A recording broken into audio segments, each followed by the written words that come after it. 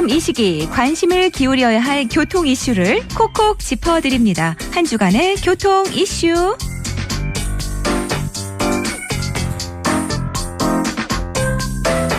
이번 주에는 어떤 주목해야 할 이슈들이 있을지 김경배 교통전문위원에게 들어보겠습니다. 안녕하세요. 네, 안녕하십니까. 네, 반갑습니다. 네. 환경부와 한국공항공사, 인천국제공항사의 저공해 자동차 보급 활성화 업무 협약에 따라서 네. 이제 주차요금 50%가 자동으로 감면된다고요? 네, 맞습니다.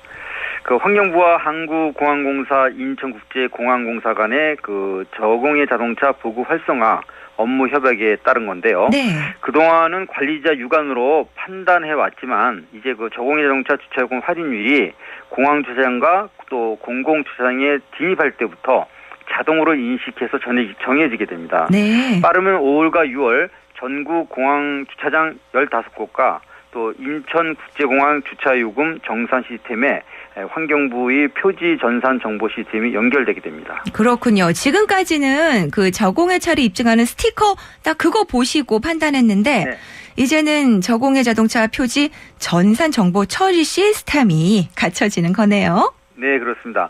2005년부터 수도권 지역 환경개선 부담금 면제와 또 주차료, 특히 2013년 공용주차장 요금 전국화에도요, 계속 그동안은 그 표지제도로 통용이 됐었죠. 그렇죠. 그런데 지난 1월부터 한국환경공단이 각 차량 등록 사업소별 표지 발급 대상 확인과 또 발급 관리 대상 등과 연계되는 그런 운영에 들어갔습니다. 네. 그동안은 확인하는 불편과 또 500만 원 이하 벌금 대상이 되고 있는 저공해 자동차 표지 복제 등이 부정 발급 위험성도 컸다고 합니다. 네. 또 그 반대로는요, 표지 제도를 잘 몰라서 발급 못 받은 운전자들도 적지 않았던 상황이라고 합니다. 그렇군요. 저공해 자동차가 많은가요? 그 종류와 수는 어느 정도 돼요? 네, 2005년부터 2016년까지 총 86만 1,934대가 보급이 됐고요. 네. 2010년 기준에서 표지 발급 누적 건수는 총 76만 1,486건에 이르고 있습니다. 예. 그리고 수도권 대기법 시행령 제3조에서는요. 저공해차 일종은 전기차나 또 수소연료 전기차처럼 배출가스가 전혀 없는 자동차를 뜻하고요. 네. 이종은 하이브리드 차처럼 배출가스가 현저하게 낮은 이런 자동차를 뜻합니다. 그렇군요. 그리고 대기환경보존법 제46조에 근거한 제3종 역시 후처리 장치 등이 장착된 것을 의미하고 있습니다. 그래서 지난해 12월 기준 제1은 20차종, 또 제2는요 25차종, 제3은 36차종 등 총 81종의 친환경 자동차와 저공해 차종이 보급되어 왔습니다. 네, 종류가 생각보다 굉장히 많네요. 81가지 종류. 터널 혼잡료도 할인이 된다고 하는데요. 네. 이게 1종인지 뭐 3종인지 그 차이도 크다면서요?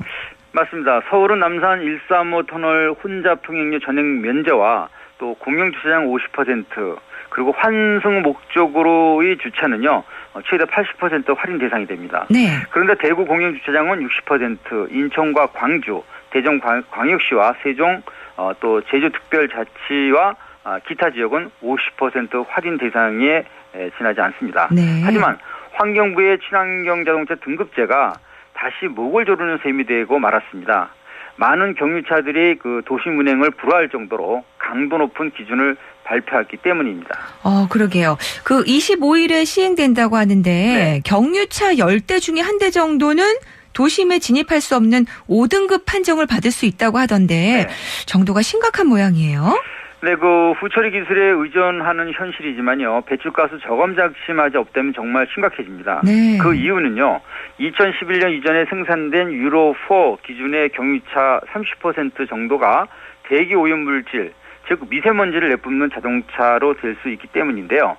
과거 그 환경부의 오판으로 온실가스가 적다고 인정해왔던 클린 디젤까지도 채 10년도 못 돼서 바꿔야 할 상황이 됐습니다. 네. 게다가 질소 산화물인 NOx 등을 줄이는 후처리 장치는 2011년 이후 출시된 유로5부터 적용이 되어 왔고요. 네.